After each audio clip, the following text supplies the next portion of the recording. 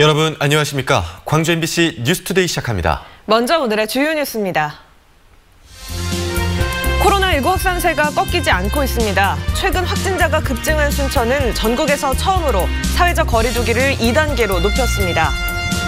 전남대병원에서 첫 확진자가 나온 이후 초기 방역 대응에 허점이 있었던 것으로 드러났습니다. 그러는 사이 전남대병원을 거점으로 확진자가 꼬리를 물고 이어지고 있습니다. 전남에서는 고3 수험생이 확진됐습니다. 수능 시험을 앞두고 교육당국이 바짝 긴장하고 있습니다. 무안국제공항의 이름에 광주를 넣어야 한다는 광주시의 요구를 전라남도가 수용하기로 했습니다. 실제 명칭이 변경될지는 아직은 불확실합니다. 어제 전남대병원 의료진의 방역수칙 준수가 미흡했다는 내용 전해드렸었죠. 그런데 의료진의 자가격리 기준도 제각각이어서 충분히 막을 수 있었던 추가 감염이 나왔다는 소리가 나오고 있습니다. 우종훈 기자가 취재했습니다. 확진자가 대거 나온 전남대병원 1동과 외부 통로로 연결된 7동에서 간호사 1명이 확진 판정을 받았습니다. 이 간호사는 7동 인터벤션실, 즉 혈관조영실에서 근무했는데 전남대병원 내 최초 확진자인 신경외과 전공의가 확진 판정을 받기 전날 마스크를 제대로 착용하지 않은 상태에서 5분에서 10분간 대화를 나눴습니다. 하지만 전공의가 확진된 뒤에도 능동 감시자로만 분류돼 닷새 동안 계속 출퇴근하며 병원에서 일했습니다. 환기가 안 되는 공간에서 확진자와 접촉해 감염 우려가 있다고 동료들이 병원 측에 알렸지만 별다른 조치는 없었습니다. 광주시 방역당국도 두 사람이 혈관조영실에서 대화를 나눈 사실을 역학조사 과정에서 파악하지 못했습니다. 심층 역학조사를 거쳤기 때문에 문제가 없을 거라던 광주시. 전파 가능성이 있는 사람에는 자가격리 조치를 했기 때문에 저희 역학조사 결과를 인정해 주시면 될 것 같습니다. 하지만 간호사가 확진된 뒤에는 병원 내 CCTV가 노후화돼 동선 파악이 쉽지 않았고 신경외과 전공의도 관련 내용을 진술하지 않았기 때문이라고 뒤늦게 해명했습니다. 그 사이 이 간호사는 미열이 있는 상태로 환자 대면 업무에 투입됐습니다. 진술에만 의존하는 허술한 역학조사와 불분명한 격리 기준 때문에 의료진 19명이 뒤늦게 자가격리되는 등 추가 전파가 우려되는 상황입니다. 전남대병원 노동조합은 의료진과 외주업체 직원, 안내 봉사자 등에 대한 명확한 격리 기준을 설정해달라고 병원 측에 요구했습니다. MBC 뉴스 우종훈입니다. 이처럼 초기 방역에 실패한 사이 전남대병원을 거점으로 확진자가 꼬리를 물고 있습니다. 감염원을 찾지 못해서 조용한 전파 가능성도 여전합니다. 계속해서 이계상 기자입니다. 광주 전남에서 코로나19 4차 유행이 시작된 지난 7일 이후 불과 2주 만에 지역 감염 확진자가 180명을 넘어섰습니다. 특히 이번 주 들어 연일 두 자릿수를 기록했고 하루 확진자 수가 30명대로 올라선 날도 이틀이나 됐습니다. 지난 주말 전남대병원 의사가 코로나19에 감염된 것으로 드러난 이후 병원을 연결고리로 광주는 물론 전남에서도 코로나 확진자가 빠르게 늘었습니다. 전남대 병원발 확진자는 일주일도 안 돼 50명 선에 다다르고 있지만 확진자 가운데 절반은 증상이 없다 보니 전수검사 말고는 감염의 고리를 찾아내기가 쉽지 않았습니다. 50% 이상이 무증상자이기 때문에 그중 전파된 사람 중에 증상이 있는 사람이 먼저 검사를 하지 않으면 발견되기 어려운 구조입니다. 지표 환자로 분류된 546번째 확진자가 전남대 병원 내에서 첫 양성 판정을 받긴 했지만 최초 감염원이라 특정할 수 없고 병원 내 감염 경로 역시 불분명한 상황입니다. 코로나 확진자 접촉 여부나 이동 동선을 중심으로 한 역학조사가 한계를 드러낸 가운데 조용한 전파 가능성은 어느 때보다 높아졌습니다. 사회적 거리두기 1.5 단계로 코로나 확산세가 진정될 것인지 아니면 또다시 상향 조정이 불가피할 것인지 시민들의 방역 수칙 지키기가 더없이 중요한 시점이 됐습니다. MBC 뉴스 이계상입니다.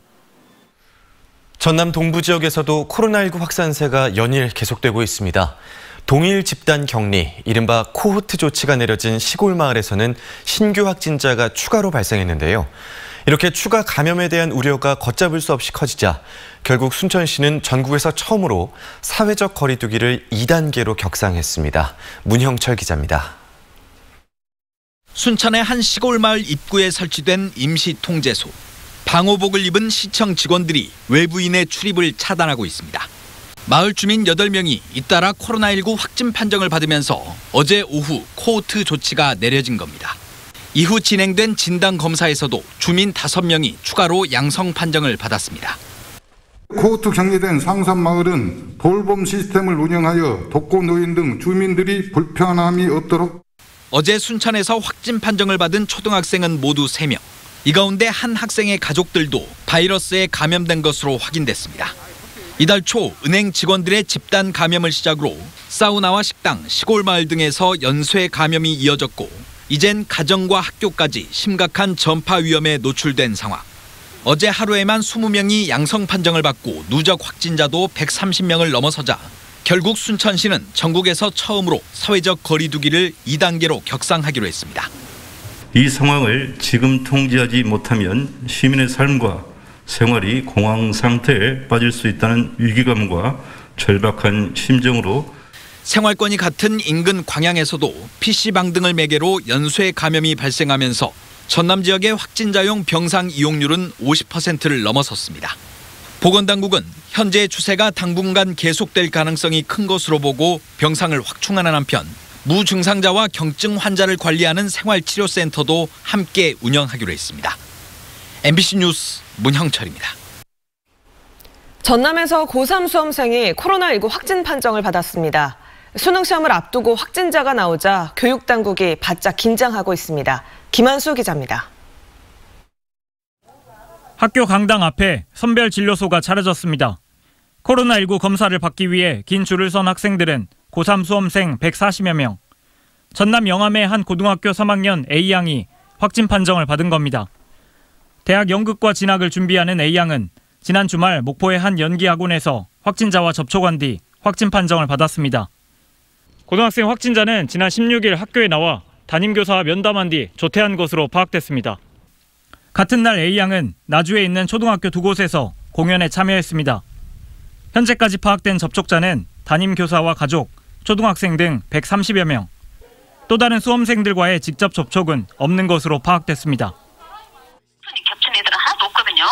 이제 3학년 선생님 학생들은 또 내일 모레 시험도 있고 불안해하니까 3학년 학생들이 140몇 명인가에다가 선생님들까지 하면 200명이 넘고요. 교육당국은 확진자가 들린 고등학교와 초등학교 2곳을 접촉자 검사 결과가 나올 때까지 원격 수업으로 전환했습니다. 또 2주 앞으로 다가온 수능일에 확진자는 병원 시험장에서, 자가격리자는 별도 시험장에서 시험을 치르는 등 특별 대책을 마련했습니다. 2주 동안을 수능 특별 방역 대책 기간으로 정해 비상대책반을 운영하며 감염 차단의 총력을 경주할 것입니다. 전남 지역에서는 어제와 오늘 순천과 광양, 목포 등에서 20여 명이 확진되는 등 동시다발로 확산하고 있습니다. 이런 가운데 수능을 앞둔 고3 수험생까지 확진되면서 일상 감염에 대한 우려가 커지고 있습니다. MBC 뉴스 김한수입니다. 수능 시험이 이제 2주 앞으로 다가온 가운데 일상을 고리로 한 코로나19가 확산하면서 수험생의 안전 확보에 비상이 걸렸습니다. 교육당국은 안전한 수능을 위해 시험장에서 쓰일 가림판을 점검하는 등 특별 방역 대책 마련에 들어갔습니다. 이재원 기자입니다. 모의고사가 실시되고 있는 광주 비아고등학교. 실제 수능 시험에 사용될 반투명 가림판이 책상 전면에 설치됐습니다. 난생 처음 접한 환경의 학생들은 답답함을 호소했지만 방역에 대한 필요성은 공감했습니다. 방역에는 효과가 있을 것 같긴 한데 이거 받침반 때문에 좀 시험 넘기는 것도 불편하고 종이 넘길 때도 여기로 넘겨야 되는데 펜 놓는 자리가 있어서 그게 불편했어. 당초 3면에서 전면에만 가림판을 설치하는 것으로 변경되면서 시험 감독 입장에서는 큰 불편이 없었습니다. 또 실제 수능에는 시험장 입실 인원이 24명으로 줄어드는 만큼 학생 간 거리가 넓어져 방역에도 큰 문제는 없을 것으로 예상됩니다. 부정행위하고는 크게 연관성 없는 것 같고요. 아이들의 건강 문제하고 좀 직결된 것이라 크게 연관성 없는 것으로 좀 개인적으로 생각을 합니다. 수능을 2주 앞두고 가림판 점검에 나선 교육당국은 안전한 수능을 위해 막바지 고삐를 당기고 있습니다. 대부분의 고등학교에서 3학년을 온라인 수업으로 전환했고 교직원들에게는 외부 모임 자제령이 내려졌습니다. 또 수능 당일에 광주와 전남 지역 84개 시험장마다 설치될 별도 시험실을 점검하고 상황별로 대처할 수 있는 예상 시나리오도 만들어지고 있습니다. 심상치 않은 어떤 기조가 있기 때문에 더욱더 심각하게 저희도 받아들이고 학교와 그다음에 지역사회와 그다음에 교육청이 함께 할 수 있는 방안을 계속 모색해 보고 있고 저희들이 철저히 준비해 나가겠습니다. 생활을 매개로 전방위적으로 확산하고 있는 코로나19 앞에 수능을 2주일 앞둔 수험생과 교육당국은 살얼음판을 걷고 있습니다. MBC 뉴스 이재원입니다. 광주의 한 고등학교 행정실장이 담배를 피우는 학생들에게 체벌과 폭언을 했다는 제보가 접수돼 교육청이 조사에 착수했습니다. 광주시 교육청은 가혹 행위를 한 건 아닌지 확인하고 있습니다. 이다현 기자입니다. 지난 6월 초 학교에서 친구 4명과 함께 담배를 피운 후 학교 행정실장에게 적발된 광주의 한 고등학교 3학년 A군. A군과 친구들은 행정실에서 매질을 당했습니다. 행정실장은 체벌하는 내내 폭언을 쏟아냈고 학생들에게 욕설까지 했습니다. 옆에 있던 교사가 행정실장을 말려보지만 소용없었습니다. 행정실장의 도넘은 체벌은 여기서 끝나지 않았습니다. 학생들에게 남은 담배를 입에 물게 하고 한꺼번에 피우게 하는 등 인권 침해 소지가 있는 행동도 한 것으로 알려졌습니다. 여러 개 그러고 있는데 앞에 관계자도 있고 나 보고 있는데 그냥 일방적으로 욕하시거나 얘들 다 보고 있는데 때리고 하니까 저는 기분 나쁘죠. 제가 잘못했습니다. 행정실장의 체벌과 폭언은 이번뿐이 아니었다고 학생들은 주장했습니다. 저희 1학년 때 그때부터 터치가 있었고 학생들은 대부분 거의 알고 있었죠. 그런 거에 대해서 인지하고 있었고. 최근 이 같은 제보를 접수한 시교육청은 조사에 착수했습니다. 체벌 행위가 있었던 것으로 추측되는 녹취 파일과 증거들이 제보된 만큼 사실관계를 명확히 확인하겠다고 밝혔습니다. 취재진은 해당 학교 행정실장과 교장, 교감의 해명을 듣기 위해 수차례 연락했지만 연락이 닿지 않거나 인터뷰를 거절했습니다. MBC 뉴스 이다현입니다. 보복 해임 논란이 일고 있는 광주 명진고 손규대 교사에 대한 해임 처분과 임용 취소가 부당하다는 결정이 내려졌습니다. 광주시 교육청에 따르면 교육부 교원소청 심사위원회는 손규대 교사에 대한 해임과 임용 취소 처분이 무효라고 판단했습니다. 이에 대해 광주교사노조는 보도자료를 내고 교원소청 심사위의 결정은 사학개혁을 바라는 원칙적인 판단이라며 손 교사에 대한 복직이 즉각 이루어져야 한다고 주장했습니다. 손 교사는 채용 과정에서 금품을 요구받았다는 사실을 알린 뒤 해임을 당해 보복 해임 논란이 일었습니다.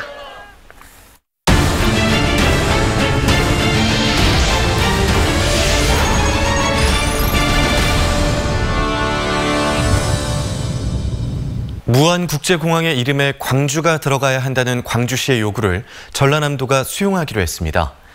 반복되는 소모적 논쟁을 끝내자는 취지인데요. 실제로 공항 명칭이 변경될지는 미지수입니다. 양현승 기자의 보도입니다. 전라남도가 무안국제공항 명칭에 광주를 넣어달라는 광주시의 요구를 수용했습니다. 전라남도는 광주시의 공식 요구를 받는 대로 공항 명칭을 무안을 앞세우고 광주를 포함한 무안광주국제공항으로 바꿔달라고 국토교통부에 건의할 계획입니다. 무안광주국제공항 명칭 변경을 수용하겠다. 다만 무안 군민의 설득은 더 필요하고 국토교통부가 최종 결정한다. 광주시의 수용 여부는 불확실합니다. 앞서 광주시민권익위원회의 여론조사에서 광주시민 응답자 10명 중 4명이 광주를 앞세운 광주 무안공항을 선택했었기 때문입니다. 설사 광주시가 무안광주국제공항 명칭 변경 제안을 받아들인다 해도 최종 권한은 국토교통부가 쥐고 있습니다. 전국의 공항에서 모두 14차례에 걸쳐 명칭 변경을 시도했지만 사회적 비용과 혼란을 우려한 정부의 불허로 단 한 차례도 성공하지 못했습니다. 과거에도 광주광역시에서 광주공항을 김대중 공항이라고 요청을 한 바가 있습니다. 그래서 전국적으로 그게 14차례나 됩니다. 그리고 저기 충청도 충주공항 같은 경우는 반기문 공항으로 또 해달라고 요청한 바도 있습니다. 근데 안 됐습니다. 전라남도는 2021년까지 무안국제공항으로 광주 민간공항을 통합하기로 한 3차 항공정책 기본계획을 언급하며 광주시를 우회적으로 압박했습니다. 군공항 문제, 시민 여론 등을 이유로 광주 민간공항 통합 약속에 변수를 만들어왔던 광주시에 또다시 공이 던져졌습니다. MBC 뉴스 양현승입니다. 자치구 간 경계조정준비기획단이 북구 6개 동을 동구로, 광산구 첨단 1, 2동을 북구로 편입하는 내용의 경계조정안을 확정했습니다. 광주시 자치구 간 경계조정준비기획단은 어제 6차 회의에서 3차례 투표 끝에 북구 문화동 등 6개 동을 동구로, 광산구 첨단 1, 2동 등 2개 동을 북구로 하는 중폭의 개편안을 최종 선택했습니다. 기획단은 최종 결정 사항을 광주시에 건의하고 광주시는 자치구에 넘겨 해당 구의회에서 최종 심의 의결을 거칩니다. 광주시 의회가 각종 문제점이 드러난 시 산하기관에 대한 강도 높은 감사를 촉구하고 나섰습니다. 이정환 광주시 의원은 본회의 5분 발언을 통해 방만한 조직 운영과 예산 낭비 의혹이 불거진 광주 그린카 진흥원과 광주 글로벌 모터스와 관련해 전현직 임원 등을 증인 출석시켜 행정사무감사를 진행하려 했지만 당사자가 불출석해 매우 유감이라고 밝혔습니다. 이 의원은 광주과학기술진흥원과 교통약자지원센터 역시 기강회의가 심각하다며 시 산하기관에 대한 강도 높은 감사를 통해 사실규명과 책임 소재를 분명히 해야 한다고 지적했습니다.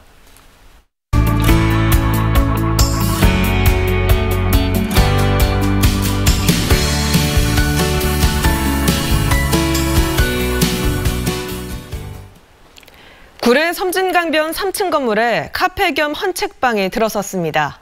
책방지기는 부산 책방골목에서 40년 넘게 서점을 운영한 김중훈 씨인데요. 수십만 권의 책 속에서도 손님이 원하는 책을 척척 찾아내 책도사라고도 불립니다. 구례로 온 책도사 이야기 미제 인물에서 만나보시죠. 섬진강 책 사랑방에서 김종훈 책방지기와 만나보겠습니다. 선생님 안녕하세요. 반갑습니다. 저희가 지금 주변에도 있습니다만 천장 끝까지 아주 책들이 빽빽히 이렇게 있습니다. 어떤 책들이 또 얼마나 있는지 궁금합니다.